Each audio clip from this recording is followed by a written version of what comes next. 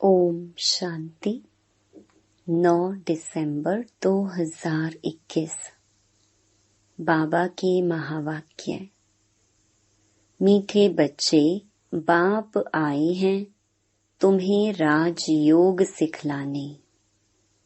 बाप के सिवाय कोई भी देहधारी तुम्हें राजयोग सिखला नहीं सकता। प्रश्न: तीव्र भक्ति करने से कौन सी प्राप्ति होती है, कौन सी नहीं? उत्तर: कोई तीव्र भक्ति करते हैं तो दीदार हो जाता है, बाकी सद्गति तो किसी की होती नहीं। वापस कोई भी जाता नहीं। बाप के बिना वापस कोई भी ले नहीं जा सकता। तुम इस बने बनाए ड्रामा को जानते हो। तुम्हें आत्मा का यथार्थ ज्ञान है। आत्मा ही स्वर्गवासी और नरकवासी बनती है। ओम शांति। रूहानी बच्चों प्रति रूहानी बाप ने ओम शांति का अर्थ भी समझाया है। ओम को अहम अर्थात मैं भी कहा जाता है। मैं आत्मा, मेरा शरीर दो चीजें हैं। यह आत्मा ने कहा ओम शांति अर्थात शांति मेरा स्वधर्म है। आत्मा का निवास स्थान है शांति धाम अथवा परम धाम। वह है निराकारी दुनिया। यह है साकारी मनुष्यों की दुनिया। मनुष्य में आत्मा है और यह शरीर 5 तत्वों का बना हुआ है। आत्मा अविनाशी है, वह कब मरती नहीं। अब आत्मा का बाप कौन? शरीर का बाप तो हरेक का अलग अलग है। बाकी सभी आत्माओं का बाप एक ही है, परम पिता परमात्मा। उनका असली नाम है शिव। पहले पहले कहते हैं शिव परमात्माए नमः, फिर कहेंगे ब्रह्मा देवताए नमः, विष्णु देवताए नमः। उन्हों को भगवान नहीं कह सकते। सबसे ऊंच है निराकार परमात्मा। फिर है सूक्ष्म देवताएं, यहाँ सभी मनुष्य हैं। अब प्रश्न उठता है कि आत्मा का रूप क्या है? भारत में शिव की पूजा करते हैं, शिव काशी कहते हैं। वे लोग लिंग बनाते हैं, कोई बड़ा बनाते कोई छोटा, लेकिन जैसे आत्मा का रूप है वैसे परमात्मा का रूप है। परम आत्मा, उसको मिलाकर परमात्मा कहते हैं। परमात्मा के लिए कोई कहते वह अखंड ज्योति स्वरूप है, कोई कहते ब्रह्म है। अब बाप समझाते हैं जैसे तुम आत्मा बिंदी हो वैसे मेरा रूप भी बिंदी है। जब रुद्र पूजा करते हैं तो उसमें लिंग ही बनाते हैं। शिव का बड़ा लिंग, बाकी सालीग्राम छोटे छोटे बनाते हैं। मनुष्यों को न यथार्थ आत्मा का ज्ञान है ना परमात्मा का, तो वह मनुष्य बाकी क्या रहा। सब में 5 विकार प्रवेश हैं। देह अभिमान में आकर 1-2 को काटते रहते हैं। यह विकार हैं ही दुख देने वाले। कोई मर गया तो दुख हुआ, यह भी कांटा लगा। कोई भी मनुष्य को ना आत्मा का ना परमात्मा का रियलाइजेशन है। सूरत मनुष्य की सीरत विकारी है। इसीलिए कहा जाता है रावण संप्रदाय, क्योंकि है ही रावण राज्य। सब कहते भी हैं हमको राम राज्य चाहिए। गीता में भी अक्षर है कौरव संप्रदाय, पांडव संप्रदाय और यादव संप्रदाय। अभी तुम बच्चे राजयोग सीख रहे हो। राजयोग श्री कृष्ण सिखला न सके, वह है सतयुग का प्रिंस। उनकी महिमा है सर्व गुण संपन्न, 16 कला संपूर्ण। हरेक का कर्तव्य महिमा अलग अलग है। प्रेसिडेंट का कर्तव्य अलग, प्राइम मिनिस्टर का कर्तव्य अलग। अभी यह तो ऊंचे ते ऊंचा बेहद का बाप है। इनके कर्तव्य को भी मनुष्य ही जानेंगे, जानवर थोड़े ही जानेंगे। मनुष्य जब तमो प्रधान बन जाते हैं तो 1-2 को गाली देते हैं। यह है ही पुरानी दुनिया कलयुग। इसको नरक कहा जाता है, विशियस वर्ल्ड कहा जाता है। सतयुग को वाइसलेस वर्ल्ड कहा जाता है। आत्मा इन ऑर्गन्स द्वारा कहती है हमको राम राज्य चाहिए। हे पतित पावन, आप आकर पावन बनाओ। शांति धाम सुख धाम में ले जाओ। बाप समझाते हैं दुख सुख का खेल बना हुआ है। माया ते हारे हार, माया ते जीते जीत। जिसकी पूजा करते हैं उनके ऑक्यूपेशन को बिल्कुल ही नहीं जानते हैं। इसको कहा जाता है अंधश्रद्धा अथवा गुड़ियों की पूजा। जैसे बच्चे गुड़िया बनाकर खेल पाल कर फिर तोड़ देते हैं। शिव परमात्मा ही नमः कहते हैं, परंतु अर्थ नहीं जानते। शिव तो है ऊंचे ते ऊंचा बाप। ब्रह्मा को भी प्रजापिता कहते हैं। प्रजा माना ही मनुष्य सृष्टि।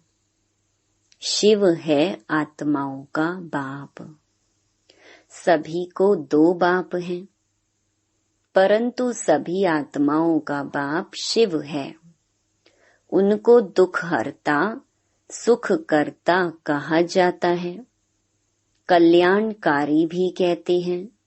देवताओं की फिर महिमा गाते हैं, आप सर्व गुण संपन्न, हम नीच पापी, हमारे में कोई गुण नहीं।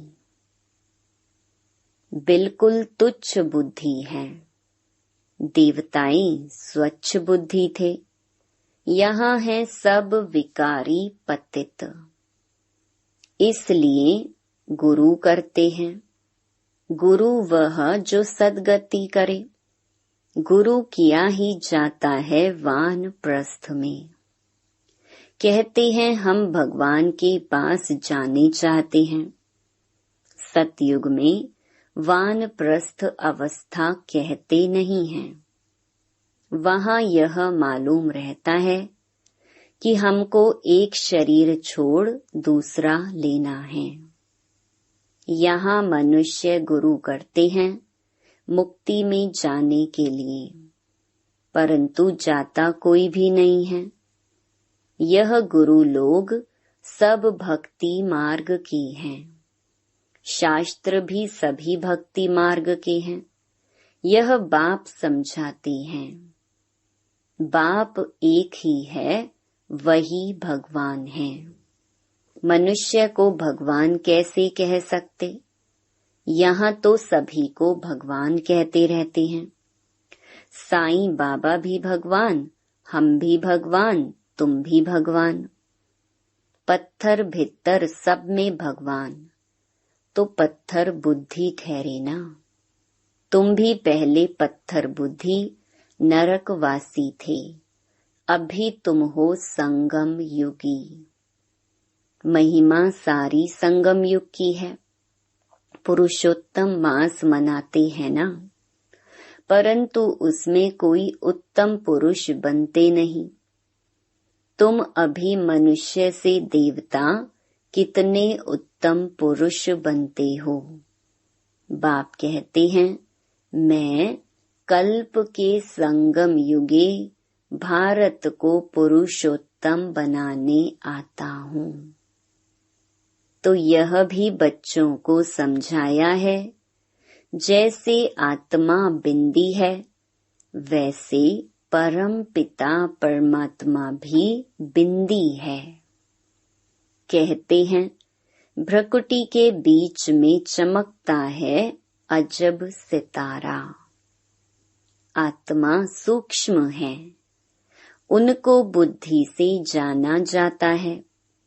इन आँखों से देखा नहीं जा सकता, दिव्य दृष्टि से देख सकते हैं। समझो कोई तीव्र भक्ति करते हैं, उससे दीदार होता है, परंतु उनसे मिला क्या? कुछ नहीं। दीदार से सदगति तो हो न सके। सदगति दाता दुख हरता सुख करता तो एक ही बाप है। यह दुनिया ही विकारी है। साक्षात्कार से कोई स्वर्ग में नहीं जाते। शिव की भक्ति की दीदार हुआ, फिर क्या हुआ? वापिस तो बाप बिगर कोई ले नहीं जा सकते। यह है बना बनाया ड्रामा। कहते हैं, बनी बनाई बन रही, अब कुछ बननी नहीं। परंतु अर्थ जरा भी नहीं जानते। आत्मा का भी ज्ञान नहीं है। वह तो कहते हैं, हरेक आत्मा 84 लाख जन्म लेती है, उसमें एक मनुष्य जन्म दुर्लभ होता है। परंतु ऐसी कोई बात है नहीं। मनुष्य का तो बड़ा पार्ट चलता है। मनुष्य ही स्वर्गवासी और मनुष्य ही नरकवासी बनते हैं। भारत ही सबसे ऊंच खंड था। लक्ष्मी नारायण का राज्य था। वहाँ तो बहुत थोड़े मनुष्य थे। एक धर्म, एक मत थी। भारत सारे विश्व का मालिक था और कोई धर्म नहीं था। यह है पढ़ाई। यह कौन पढ़ाता है? भगवानुवाच कि मैं तुमको इस राजयोग द्वारा राजाओं का भी राजा बनाता हूँ। भगवान ने किसको गीता सुनाई? गीता से फिर क्या हुआ? यह किसको मालूम नहीं है। गीता के बाद है महाभारत। गीता में राजयोग है। भगवानुवाच मामेकम याद करो तो तुम्हारे पाप भस्म होंगे। मन मनाभव का अर्थ ही यह है कि बाप कहते हैं, तुम जो सूर्यवंशी पूज्य थे, वह फिर पुजारी शूद्रवंशी बन गए हो। विराट रूप का अर्थ भी तुम बच्चे ही जानते हो। विराट रूप में जो दिखाते हैं उसमें ब्राह्मणों को गुम कर दिया है। ब्राह्मण तो बहुत गाए जाते हैं, प्रजापिता ब्रह्मा की संतान है ना। बाप ब्रह्मा द्वारा ही रचना रचते हैं, एडॉप्ट करते हैं। अब तुम हो ऊंच ब्राह्मण, तुमको रचने वाला है ऊंचे ते ऊंचा भगवान, जो सबका बाप है। ब्रह्मा का भी वह बाप है, सारी रचना का वह बाप है। रचना हो गई सब ब्रदर्स, वर्षा बाप से मिलता है न कि भाई से। शिव जयंती भी मनाई जाती है।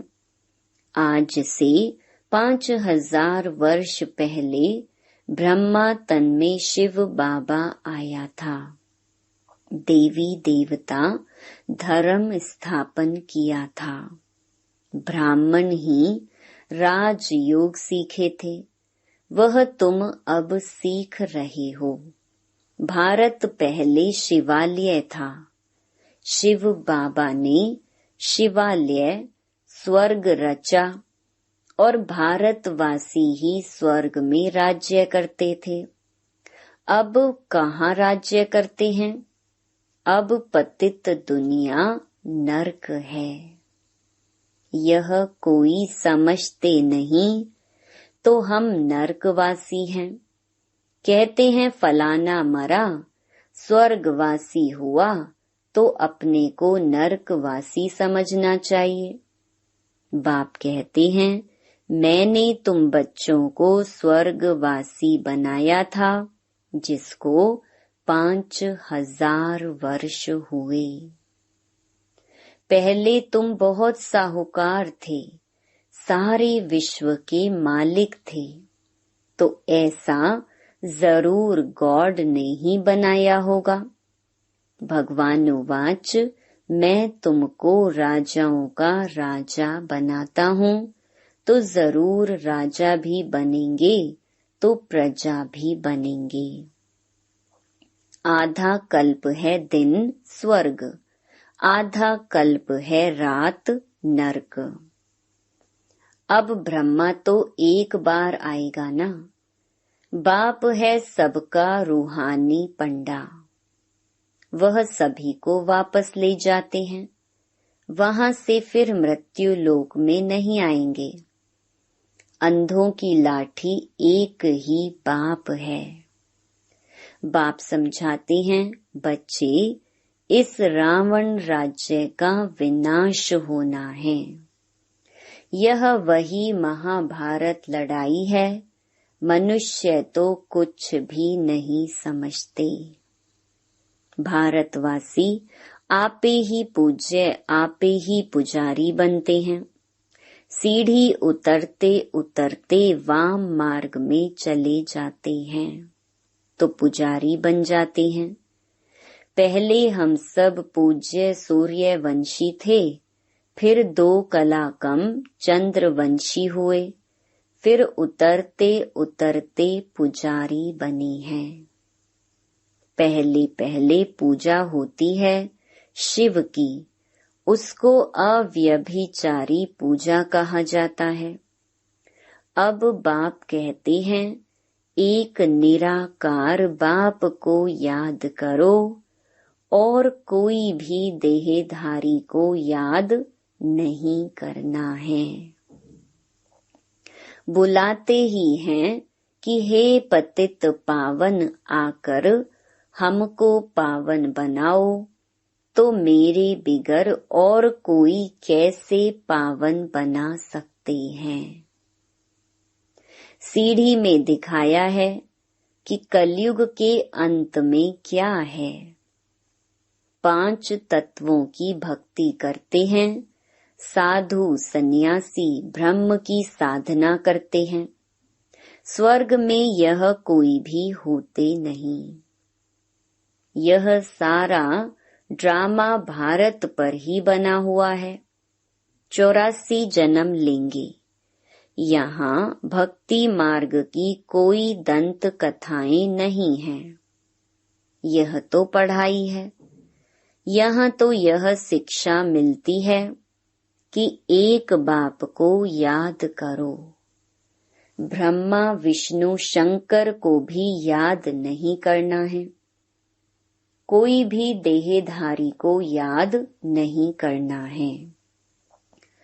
तुम बच्चे भी कहते हो हमारा तो एक शिव बाबा, दूसरा ना कोई। बाप भी कहते हैं बच्चे गृहस्थ व्यवहार में रहते कमल फूल समान पवित्र बनो। पतित पावन मुझ एक बाप को ही कहते हैं। फिर मनुष्य गुरु कैसे बन सकते हैं? खुद ही वापस नहीं जा सकते तो औरों को कैसे ले जा सकते हैं? ना कोई ज्योति ज्योत में समाते हैं। सब पार्ट बजाने वाले यहाँ पुनर्जन्म में हैं। तुम सब हो सजनिया, एक साजन को याद करते हो, वह है रहम दिल लिबरेटर। यहाँ दुख है तभी तो उनको याद करते हैं। सतयुग में तो कोई भी याद नहीं करते।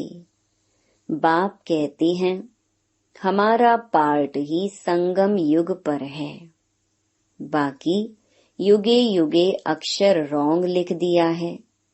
इस कल्याणकारी पुरुषोत्तम युग का किसको भी पता नहीं है। पहली मुख्य बात है बाप को जानना, नहीं तो बाप से वर्षा कैसे लेंगे? रचना से वर्षा मिल नहीं सकता। बाप ने ब्रह्मा द्वारा एडॉप्ट किया है।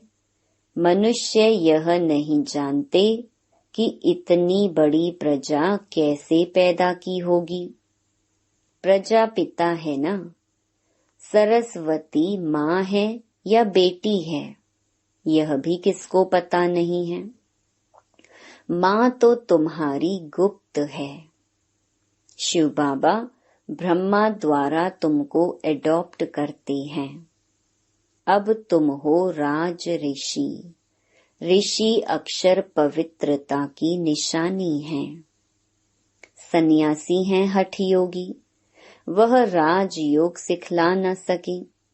गीता भी जो सुनाते हैं वह भक्ति मार्ग की है।